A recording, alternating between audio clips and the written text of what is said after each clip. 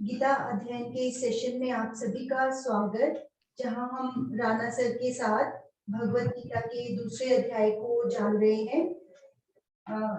Saturday को हमने श्लोक नंबर 42, 43 और 44 पढ़ा था और आज बारी है उससे आगे जानने की। सभी उत्सुक हैं कि उसके बाद और क्या कहा कृष्ण ने अर्जुन से, जो कि हमें प्रैक्टिकली काम आने वाली बातें हैं जो भी श्लोक चल रहे हैं। सर को प्रणाम और निवेदन की आज की चर्चा की शुरुआत करें। अंजू जी, आप अपना कैमरा घुमा लें, उल्टा दिख रहा है। मुझे कह रही हो? अच्छा। चलिए। वसुदेव सुतं देवं कंस चाणूरमर्दनम् देवकी परमानंदम कृष्णं वंदे जगद्गुरुम। सभी को बहुत बहुत प्रणाम।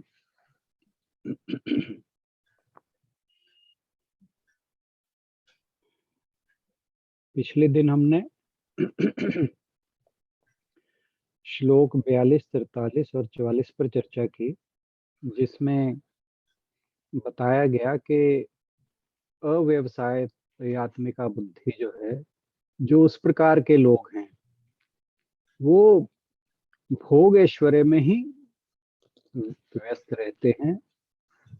जो वेदों का कर्म कांड का पार्ट है, जिसमें स्वर्ग आदि की प्राप्ति के लिए कर्म इत्यादि बताए गए हैं, और उन कर्मों को करने से इस संसार में रहते हुए यानी वर्तमान जीवन में सुखों की प्राप्ति, भोगों की प्राप्ति, इच्छाओं की प्राप्ति, और उसके बाद मृत्यु के बाद स्वर्ग आदि की कामना।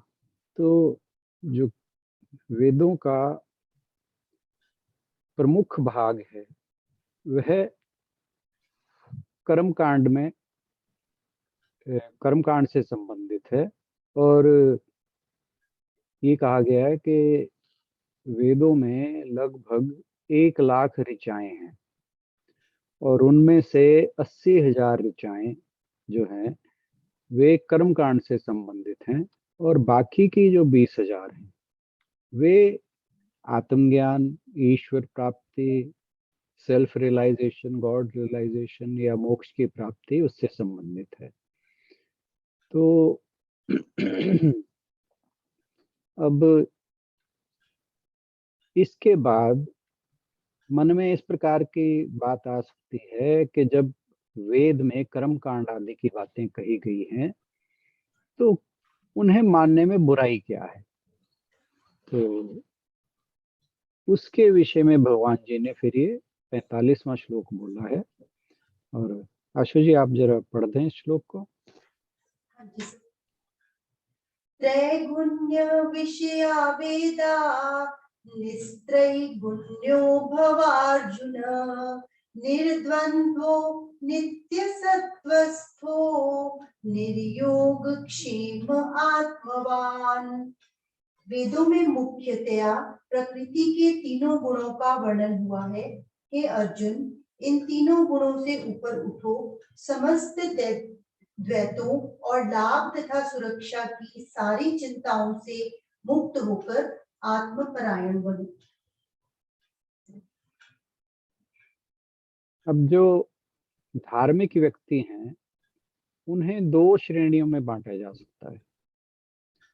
पहले तो वे जो धार्मिक कृत्य, जितने भी धर्म से संबंधित काम है, कर्म है, वे इसलिए करते हैं ताकि उनका जो वर्तमान जीवन है वो सुखी हो सके। और हर एक व्यक्ति की इस संसार में रहते हुए कुछ कामनाएं, कुछ इच्छाएं रहती हैं। उनकी प्राप्ति के लिए वे तरह तरह के कर्म कांड करते हैं। और फिर उन्हें ये भी होता है कि मृत्यु के बाद हमें अच्छे लोगों की प्राप्ति हो, जैसा वेदों में कहा गया है, स्वर्ग आदि की प्राप्ति या उच्च लोगों की प्राप्ति। तो उससे संबंधित ज्यादातर लोग उन्हीं कर्म कांड में व्यस्त रहते हैं। मंदिर जाना, पूजा पाठ करना, यज्ञ आदि करना, तीर्थ आदि जाना, सब सकाम कर्म है। यानी कामनाओं की पूर्ति के हेतु ये सब कर्म किए जाते हैं। बच्चे जाते हैं कि हमारे परीक्षा में अंक अच्छे आ जाएं, तो ज्यादातर लोग इसी कैटेगरी को बिलोंग करते हैं। और ये जितने भी कर्म हैं, ये सब सकाम कर्मों की श्रेणी में आते हैं। दूसरी तरह के लोग वे हैं जिनकी ये जिज्ञासा रहती है कि क्या जो हम जीवन जी रहे हैं, जो हमारा सांसारिक जीवन है, क्या इसके अतिरिक्त भी कुछ जानने की आवश्यकता है? कुछ ऐसा है, जैसे एक बहुत बड़ा प्रश्न रहता है कि मैं कौन हूँ, हु एम आई या व्हाट एम आई। तो जिस जिस व्यक्ति के मन में यह जिज्ञासा जाग जाए कि मैं कौन हूँ, तो वह कुछ और जानने की कोशिश करता है। वह जो सामान्य प्राणी है, सामान्य मनुष्य हैं, उनसे वह अलग तरह से सोच रखता है। इसे हमारे शास्त्रों में जिज्ञासु, मुमुक्षु या आध्यात्मिक व्यक्ति कहा जाता है। तो अध्यात्म की ओर चलने से पहले की सीढ़ी जो है वो कर्म कांड ही है। कर्म कांड को, चलिए अभी पहले हम इसके श्लोक के बारे में बात करते हैं, फिर थोड़ी सी और बातें करेंगे। तो यहाँ पर फिर भगवान जी कहते हैं कि ये जो पिछले श्लोक में कहा कि इस तरह के जो प्राणी हैं या मनुष्य हैं, वे अव्यवसायत्मिका बुद्धि वाले हैं। उनकी बहुशाखा बुद्धि है। बहुशाखा मतलब कि वो बहुत तरह की कामनाएं रखते हुए उनके विचार बहुत तरफ भागते हैं। और वहां ये बात आई थी कि जो निश्चयात्मिका बुद्धि या व्यवसाय आत्मिका बुद्धि वाले हैं, वो उनकी सिर्फ एक ही लक्ष्य होता है, वो है भगवत प्राप्ति। तो यहाँ पर उस बात को और वो विस्तार से बता रहे हैं कि भगवान जी कहते हैं अर्जुन से, त्रैगुण्य विषय वेदा निस्त्रैगुण्यो भव अर्जुन। यानी कि हे अर्जुन, ये जो चारों वेद हैं ये त्रैगुण विषयी हैं। यानी जो माया है उसने सत्व, रज और तमस, ये तीन गुणों हैं। तो जितने भी भूत माया के कारण ये जो संसार है ये त्रिगुणमयी है। इसी प्रकार भगवान कहते हैं कि ये चारों वेद भी त्रिगुणमयी हैं। और इसी तरह से माया के कारण ये जीव भी त्रिगुणमयी है। यानी हर व्यक्ति के अंदर सत्व, रज और तमस, ये तीनों गुण मौजूद रहते हैं। और किसी न किसी मात्रा में, किसी में सत्व की ज्यादा मात्रा होती है, किसी में रजस की, किसी में तमस की। और उसी प्रकार ही व्यक्ति व्यवहार या उसका जो पर्सनैलिटी है उसी तरह से बनती है, जिस प्रकार की उसके गुणों की अधिकता रहती है। तो जो वेदों को त्रैगुण विषयी कहा, उसका मतलब ये है कि जो वेदों में कर्म बताए गए हैं वे सारे कर्म ये हैं, मतलब यहाँ पर जो बात आ रही है ना, ये कि वेद जो है त्रिगुणमयी है, इसका त्रिगुण विषयी, इसका मतलब ये है कि जो वेदों का कर्म कांड भाग है, जो मेजर पोर्शन है, वो त्रिगुणमयी है, त्रिगुण विषयी है। उसमें त्रिगुण से रिलेटेड विषय सब्जेक्ट्स जो हैं वो बताए गए हैं कि किस प्रकार के कर्म करने से, किस प्रकार की पूजा पाठ करने से, किस प्रकार के यज्ञ करने से क्या क्या फल होने वाले हैं। तो जो व्यक्ति कर्म, उसे जिस प्रकार के फल की इच्छा होती है उसी प्रकार के कर्म में उसकी रुचि होती है। तो वे हालांकि वेदों के अनुसार ही कर्म करता है, लेकिन वह कर्म सारे जितने भी हैं वे कामनाओं यानी फल की प्राप्ति के लिए हैं। कि उसके मन में कुछ कामना रहती है। जैसे कोई कहे कि भाई, जैसे किसानों को होता है कि बारिश हो जाए, या अगर खेत सूख रहे हैं तो उसके लिए यज्ञ आदि करते हैं। तो कोई पूजा पाठ इसलिए करता है कि मेरे ग्रह दोष ठीक हो जाएं। तो कहने का भाव ये है कि वेदों में हर तरह की बातें बताई गई हैं। और जैसे मैंने पहले बताया कि मेन पोर्शन जो है उसका कर्म कांड से संबंधित है। अब इसके बारे में बात करेंगे कि मेन पोर्शन उसका कर्म कांड से संबंधित क्यों है। तो इस प्रकार के जो कर्म में लिप्त रहता है, तो कर्म कांड के अंदर जितने भी ये विषय हैं कर्म कांड के, उनका मुख्य आधार जो है वो कर्म है। कौन से कर्म? जिनमें कर्म फल दिए गए हैं और जिनमें सांसारिक इच्छाओं के लिए कर्म करने को कहा गया है। इसीलिए इसको त्रिगुण विषय कहा गया है। तो सांसारिक पदार्थों में भोग में आसक्ति रखते हैं, जो भोग से जिनको ये होता है कि मुझे ये मिल जाए, मुझे ये अचीव कर लूं, तो और ये प्राप्त हो जाए, धन संपत्ति प्राप्त हो जाए।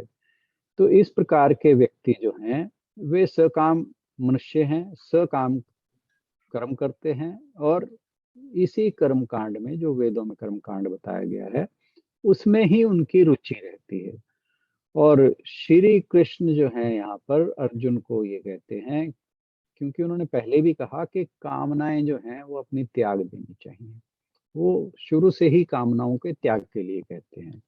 तो इसीलिए कहा कि तुम इन तीनों गुणों को, जो जो त्रिगुण विषय ये वेद हैं, तुम इनको छोड़कर, जो माया के कारण इसमें तीनों गुणों का समावेश है, उनको छोड़कर तुम निष्काम हो जाओ। और निष्काम होकर क्यों कह रहे हैं निष्काम कर्म के लिए? कि जब व्यक्ति निष्काम हो जाता है, जैसे हमने उस दिन भी चर्चा की थी कि निष्काम भाव से कर्म करने से होता क्या है कि फिर फल की इच्छा नहीं रहती, या ये कहें कि फल में आसक्ति नहीं रहती। फिर ये उसको ये नहीं रहता है कि जो मैंने कर्म किया है उसका फल क्या होगा, उसके फल की वो अपेक्षा नहीं रखता, उम्मीद नहीं रखता ये होगा या नहीं होगा, क्योंकि उसका भाव था कि मैंने निष्काम कर्म करना है। तो अब कोई भी कर्म है, जब उसके साथ कामना या इच्छा नहीं अटैच होगी, तो वो, अगर फल, कोई भी कर्म है उसका फल तो होगा ही, लेकिन अगर फल के साथ कर्म के साथ इच्छा या कामना अटैच्ड नहीं है, तो जो उसका फल होगा वो हमेशा कल्याणकारी होगा। और जो मोक्ष की प्राप्ति के लिए या गॉड रियलाइजेशन के लिए लोग काम करते हैं, जो उसके लिए कर्म करते हैं, तो उसके लिए व्यक्ति को निष्काम कर्म में निष्काम कर्म के लिए तैयार रहना चाहिए। उसे सकाम कर्मों से बचना चाहिए। और जो वेदों में ये बताया गया है कि सांसारिक इच्छाएं कैसे पूरी की जाएं, या स्वर्ग आदि की प्राप्ति के लिए कौन कौन से कर्म किए जाएं, यज्ञ आदि किए जाएं, वे सारे कर्मकांड का पार्ट हैं। इसका अर्थात ये नहीं, इसका तात्पर्य यह नहीं है कि वेद जो हैं वो त्यागने लायक हैं, क्योंकि वेदों में सिर्फ कर्मकांड ही नहीं बताया गया। जो वेदों का अंतिम भाग है, जिसे वेदांत कहा गया है, उसके मैंने जैसे बताया कि 20,000 ऋचाएं उसमें ज्ञान कांड से संबंधित है, जिसके अंदर उपनिषद, उत्तर मीमांसा आदि आते हैं। और जो व्यक्ति इन सांसारिक इच्छाओं से ऊपर हटकर सोचता है, उस भगवत प्राप्ति का लक्ष्य रखता है, मोक्ष प्राप्ति का लक्ष्य रखता है, या गॉड रियलाइजेशन जिसे हम कहते हैं, सेल्फ रियलाइजेशन कहते हैं, सल्वेशन कहते हैं, लिबरेशन कहते हैं, अगर इस प्रकार की उसकी जिज्ञासा या कामना है, तो फिर उसको, उसके लिए भी वेदों में ये जो उपनिषद हैं, उत्तर मीमांसा हैं, वह भी सब मौजूद है, इसलिए वेद त्यागने के लिए नहीं है। अब उसमें मेजर पार्ट जो है कर्म कांड का क्यों बताया गया है? ये बात ऐसे है कि जब कोई व्यक्ति, अब जैसे वेदों में बहुत से कर्म कांड में ऐसी भी चीजें बताई गई हैं, जैसे कहा कि ये कर्म करने से नरक की प्राप्ति होगी। इसका मतलब क्या हुआ? नरक की प्राप्ति होगी, या इसको ऐसे करोगे तो दुख मिलेगा, इसका उल्टा असर होगा। इसका मतलब ये है कि व्यक्ति को सिर्फ ये नहीं कहा जा रहा कि तुम्हें स्वर्ग की प्राप्ति होगी या इच्छाएं पूरी होंगी, ये भी कहा है कि अगर तुम गलत काम करोगे तो तुम्हें नरक की प्राप्ति भी होगी। अब जो व्यक्ति कर्म कांड में लिप्त है, तो उसके लिए एक चीज जो अच्छी है, इसको ये क्यों कहा है कि ये जो हायर पार्ट है ज्ञान का, या ये कहें हायर रिलीजन कह सकते हैं हम इसको, या स्पिरिचुअल लाइफ कह सकते हैं, तो स्पिरिचुअल लाइफ का ये स्टेपिंग स्टोन समझना चाहिए। स्टेपिंग स्टोन किस तरह से है कि जब व्यक्ति इच्छाओं की पूर्ति के लिए कर्म कांड आदि के कर्म करता है, तो उसके अंदर बहुत से निषेध बातें भी कही गई हैं कि ये नहीं करना, जैसे अहिंसा नहीं करनी, सॉरी, हिंसा नहीं करनी, यम नियम का पालन करना है, ये करोगे तो तुम्हारा जीवन ठीक होगा, स्वास्थ्य अच्छा रहेगा, इस चीज की प्राप्ति होगी, यह सिद्धि होगी। तो इस तरह की बातें जो बताई गई हैं, उससे क्या है, व्यक्ति को बुरे कामों से बचने के लिए भी कहा गया है। अब जब व्यक्ति का आचरण अच्छा होगा, ठीक है, वो संसारिक इच्छाएं पूरी करना चाहता है, परंतु साथ ही साथ वह उसका आचरण भी शुद्ध कर रहा है। और ये हमारे शास्त्र कहते हैं कि जब हम एक लेवल पर आकर, जब हमारी इच्छाएं पूरी हो जाती हैं, उसके बावजूद भी हमारे दुखों का अंत नहीं होता, क्योंकि कामनाएं हैं, कामनाओं का कभी अंत नहीं है। जब एक कामना पूरी होती है, तो जैसे हम बात करते हैं कि जैसे एक व्यक्ति ने कार खरीदी, तो कुछ वर्षों के पश्चात उसके मन में इच्छा होती है कि कार बड़ी खरीदी जाए। फिर बड़ी खरीदने के बाद फिर उसे लगता है कोई विदेशी बड़ी कार खरीदी जाए। फिर उसके बाद लगता है कि अपना प्राइवेट जेट होना चाहिए। यानी जब ये जो सांसारिक इच्छाएं हैं, भोग आदि की इच्छाएं हैं, इनका कोई अंत नहीं है, ये अनंत है।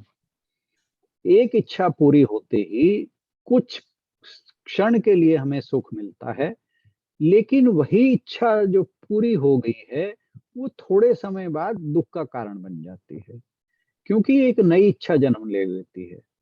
और जब एक नई इच्छा उत्पन्न होती है, उसके बाद व्यक्ति का जो सारा ध्यान है उसे पूरी करने में लग जाता है।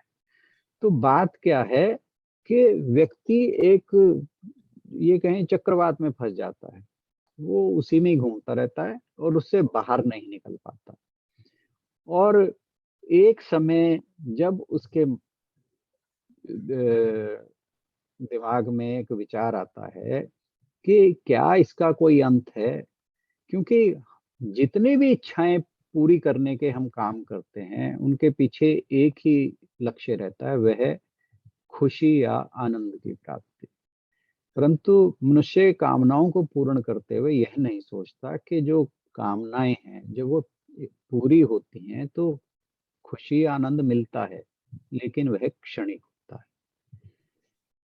है। जब बार बार दुख आते हैं, उन खुशियों की प्राप्ति के बाद बार बार दुख आते हैं, तो फिर व्यक्ति अध्यात्म की ओर जुड़ता है।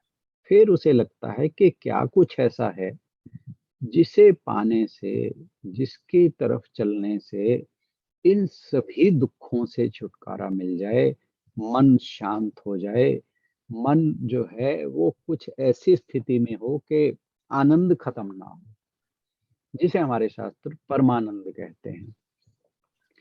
तो इसके लिए पहले तैयारी जो है, वो वेदों का जो कर्म कांड पार्ट है, वो एक किस्म से उसका स्टेपिंग स्टोन है। वह उसकी तैयारी कराता है। अगर व्यक्ति बिल्कुल ही नास्तिक है, वो कर्मकांड में भी बिलीव नहीं करता, तो इसका मतलब ये है कि वह बुरे कर्म करता है, वह समाज का दुश्मन है, समाज में उल्टे काम करेगा, चोरी डाका और जितने भी उल्टे हैं काम वह सब करेगा। तो कर्म कांड की तरफ अगर व्यक्ति का रुझान है, झुकाव है, तो वह धीरे धीरे एक समय आएगा जब वह जो वास्तविक लक्ष्य है मनुष्य का, जो प्रभु ने हमें जीवन दिया है, वह है ईश्वर प्राप्ति का, मोक्ष की प्राप्ति का।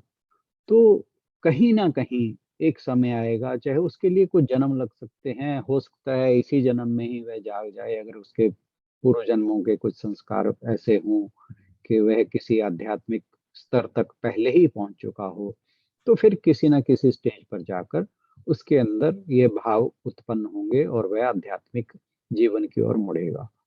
तो इसलिए कर्म जो वेदों को पूरी तरह त्याग करने की आवश्यकता बिल्कुल नहीं है। फिर इसके बाद भगवान जी कहते हैं कि निर्द्वंद्वो नित्य सत्वस्थो निर्योग क्षेम आत्मवान, यानी निर्द्वंद्व, कि पहले तो कहा कि ये जो इन तीनों गुणों से परे हो जा अर्जुन को, कि जो त्रिगुण विषयी वेद हैं इनको, इनसे हटकर तू तीनों गुणों से परे हो जा। और जब तू एक बार तीनों गुणों से परे हो जाता है, फिर कहा निर्द्वंद्व। अब निर्द्वंद्व क्या हुआ कि हम जानते हैं कि जो हम बात करते हैं पेयर ऑफ अपोजिट्स, डुअलिटी जिसे बोलते हैं, ठंडा गरम, सुख दुख, हानि लाभ, विजय पराजय, अपमान और यश। तो जो मान अपमान, यश अपयश, ये सारे जो हैं इनको द्वंद्व कहा गया है संसारिक, यानी pair of opposites and the को एग्जिस्ट। ये दोनों एक दूसरे के बिना नहीं रह सकते। और इससे पहले के जो 38वां श्लोक था उसमें भगवान जी ने कहा था सुख दुखे समय कृत्वा, के उनमें समभाव रखो। तो यहाँ फिर कह रहे हैं कि निर्द्वंद्व हो जा, तू उन भावों को अपने मन से समाप्त कर दे कि ये जो हानि लाभ, सुख दुख, गर्म शीतल गर्म, ये सारी चीजें जो हैं इनको समान समझ। और फिर कहा नित्यस्वस्थो, यानी जो नित्य क्या है, नित्य सत्य क्या है, ईश्वर, यानी हमारा जो आत्म स्वरूप है वह नित्य है। ये हम बात पहले कर चुके हैं। भगवान जी ने जो 11 से 30वें श्लोक तक कहा था वे सारे आत्मा संबंधी ज्ञान था। तो वहां बताया था कि जो आत्मा है वह नित्य है, ईश्वर नित्य है, सर्वव्यापी है, सर्वगत है। तो कहा को तू उस स्थिति में हो, नित्य सत्व की स्थिति में रहे, और यानी अपनी बुद्धि जो है वो भगवान की तरफ लगा। और ये कौन सी बुद्धि हुई, निश्चयात्मिका बुद्धि, एक लक्ष्य, एक निष्ठ बुद्धि। फिर कहा निर्योग क्षेम, निर्योग और निर्क्षेम हुआ यहाँ पर कहने का भाव। योग, योग वैसे तो हम जानते हैं कि योग का मतलब है जो आत्मा है और परमात्मा उनका मिलन, इसको हमारे शास्त्रों में योग कहा गया है। परंतु यहाँ पर जो योग का मीनिंग लिया गया है वो लिया गया है कि जो चीजें प्राप्त नहीं हुई उनकी प्राप्ति, इसको योग कहा गया है। अब जैसे मनुष्य की कामनाएं, बहुत सी कामनाएं होती हैं, तो जो कामना उसकी पूरी नहीं हुई उसको प्राप्त करने की चेष्टा, इसको कहा तू निर्योग हो जा। और क्षेम क्या है, क्षेम है कि जो मेरे पास है वो संरक्षित रहे, बचा रहे, उसका क्षय न हो, इसे कहा क्षेम। तो कहा तू इन भावों से ऊपर उठ जा कि जो चीज प्राप्त नहीं हुई उसकी प्राप्ति के पीछे मत पड़ा रहे, या फिर जो तुझे प्राप्त है उसे बचाने में। क्यों, संसार के जितने भी मनुष्य हैं वो सिर्फ और सिर्फ इसी काम में लगे रहते हैं कि जो मेरे पास है वो तो बचा रहे और मेरे पास आता रहे। ठीक है ना, जमीन है, जायदाद है, वो बढ़ती रहे और जितना है उसमें से कुछ खर्च ना हो। ऐसे ही संपत्ति का है, धन का है, हर चीज का ऐसा ही है। स- सामान्य प्राणियों के अंदर यही सबकी इच्छा रहती है कि जो उसे नहीं मिला वो मिल जाए और जो है वो कहीं जाए ना। तो इसे कहा निर्योग क्षेम। आत्मवान के अपनी आत्मा में स्थित हो जा, जो अपना ईश्वरीय बुद्धि है उसमें लग जा। फिर वही निश्चयात्मिका बुद्धि की बात आई। तो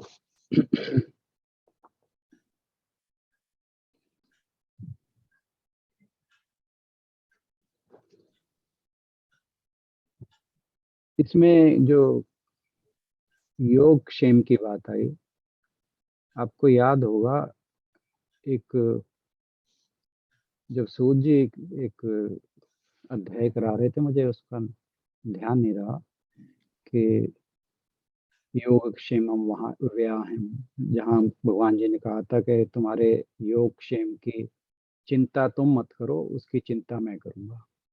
वो श्लोक मुझे अध्याय और श्लोक याद नहीं आ रहा, मेरे ख्याल 9th चैप्टर में था शायद या 8th में था। तो अब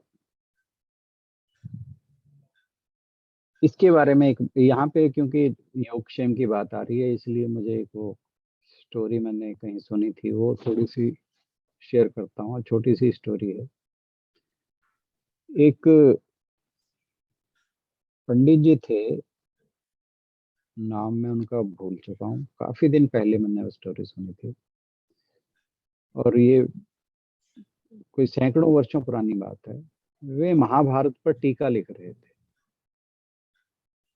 और क्योंकि गीता का जो प्रसंग है वो महाभारत में ही आता है, तो जब वे इस श्लोक पर आए, योग क्षेम व्यायाम, तो कहा जाता है कि उन्हें लगा, ईश्वर भक्त थे वो, अब व्यायाम का मतलब है कि तुम्हारा जो योग क्षेम है वो मैं उठाकर लाऊंगा, पूरा करूंगा। उस संस्कृत में उस शब्द का अर्थ ये है।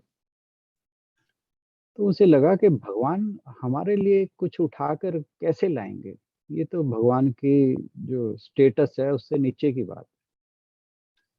तो उन्होंने कहा ये वर्ड गलत है। तो जब वो लिख रहे थे तो उन्होंने वहां पर व्यायाम के बजाय ददाद्यम नहीं, मैं ददायम कहा, उन्होंने वो लिख दिया कि भाई वो देंगे, उठाकर नहीं लाएंगे, कि भगवान के स्टेटस से नीचे की बात है। तो कहते हैं कि पंडित जी ने ये लाइन जो है उस टीका में लिख के वो सो गए, और अगले दिन वो जब अपने काम पर चले गए, तो गरीब थे वो ब्राह्मण जो थे, तो उनके घर में सुना है कि खाने के लिए सामान नहीं था। तो जब वे अपने काम हेतु गए हुए थे, तो कहते हैं कि दिन में एक बालक आता है, और वह एक टोकरी में अपने सिर पर रखकर खाने का बहुत अच्छा अच्छा सामान लेकर आता है। तो वह जो पंडित जी की पत्नी होती है, वो वो कहती है, भाई तुम्हें किसने भेजा है बच्चे, तुम इतने छोटे से बच्चे हो और इतना भारी सामान सिर पर लाद कर लाए हो। तो वो कहते हैं कि मुझे आपके पति ने भेजा है। तो वो बहुत खुश होती है, वो लेके रख लेती है।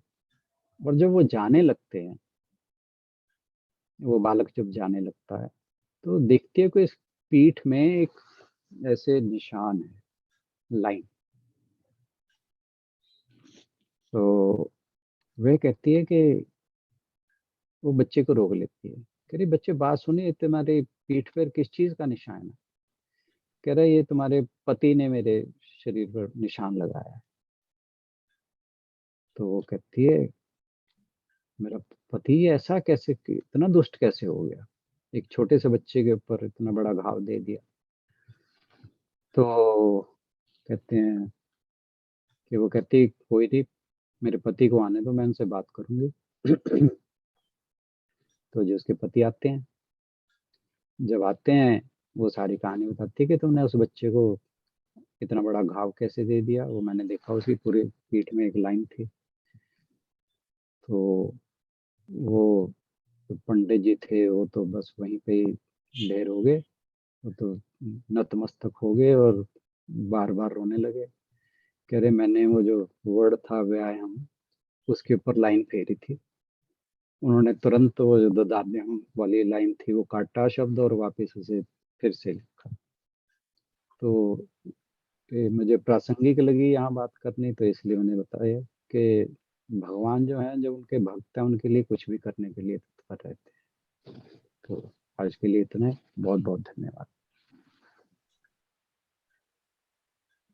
धन्यवाद राणा सर का।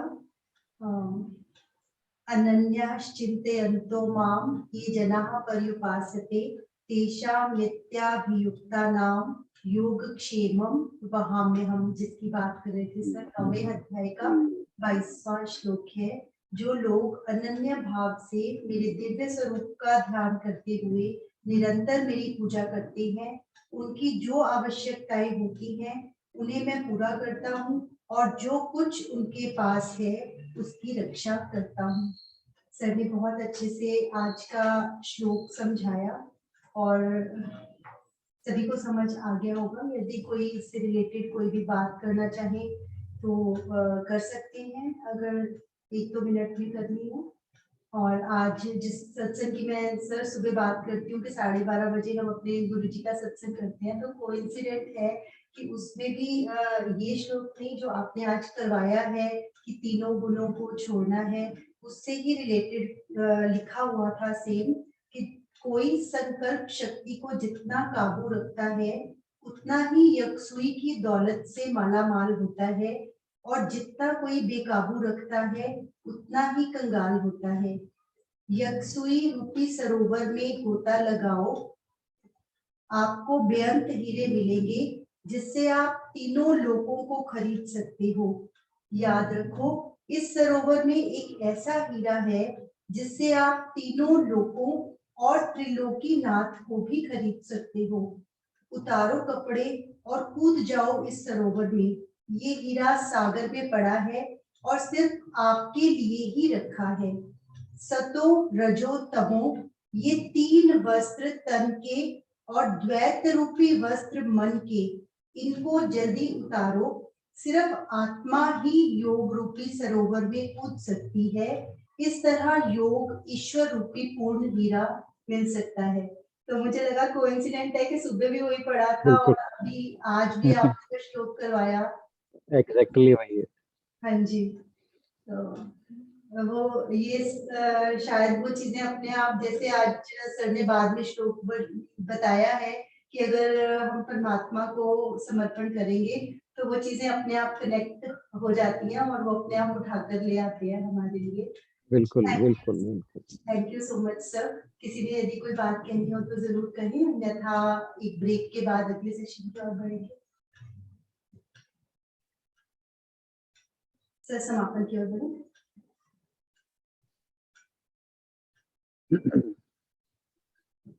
ओम पूर्णमदः पूर्णमिदं पूर्णात् पूर्णमुदच्यते पूर्णस्य पूर्णमादाय पूर्णमेवावशिष्यते। ओम शांति शांति शांति। सभी को प्रणाम। कल मिलते हैं नेक्स्ट श्लोक के साथ, और जब तक सर ब्रेक लेते हैं तब तक हम हास्यासन कर लेते हैं। और एक चीज और कि आज कल वाली मेडिटेशन करनी है ना, हाँ जी। तो थोड़ी सी एक्सरसाइज वगैरह कर लेना, आंखों की कर लेना। मैं आके सीधा, हाँ, थोड़ी सी मेंटल प्रिपरेशन कर लेना, मैं सीधा आके भ्रामरी से ही शुरू करूंगा। ठीक। सर ने जो आइस की करवाई थी, हमें वो कर लेंगे हम, ठीक है। जी जी। उससे पहले हास्यासन कर लें। अंजू जी बैठे हैं क्या? अंजू जी आपकी बारी आ गई आज।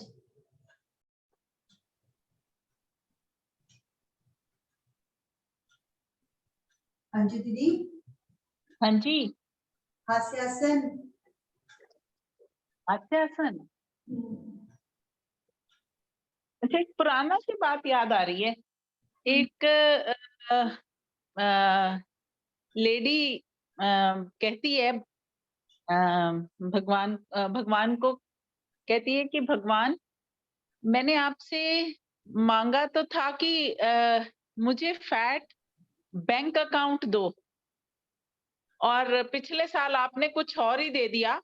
इस बार वैसे मत करना, प्रॉपरली देना। मुझे फैट मेरे ऊपर दे दिया और बैंक में नहीं दिया।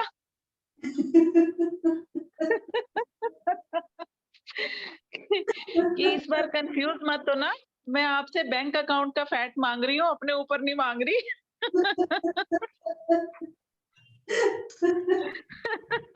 संगीता जी कुछ कहना चाह रहे हैं? हाँ, संगीता जी कुछ कहना चाह रहे हैं जो के ऊपर शायद। नहीं, मैं ये कह रही हूँ कि वो अंजू सेंटेंस ठीक नहीं बोला ना, मुझे फैट बोला ना, तो सेंटेंस ठीक करना पड़ेगा। मुझे फैट, भगवान ने मुझे फैट के बाद कॉमा लगा दिया, फिर बैंक अकाउंट अलग कर दिया। तो वो बात कि कहना रोको मत जाओ, तो रोको के बाद कॉमा लगाओगे तो रोको मत जाओ हो जाएगा, और मत के बाद कॉमा लगाओगे तो रोको मत जाओ हो जाएगा। नहीं, तो वो इसीलिए ऐसे इसीलिए किए, मुझे पता है हमारे ग्रुप में सारे ही बुद्धिमान लोग बैठे हैं, अपने आप समझ लेंगे मैं कुछ भी बोलूं। सही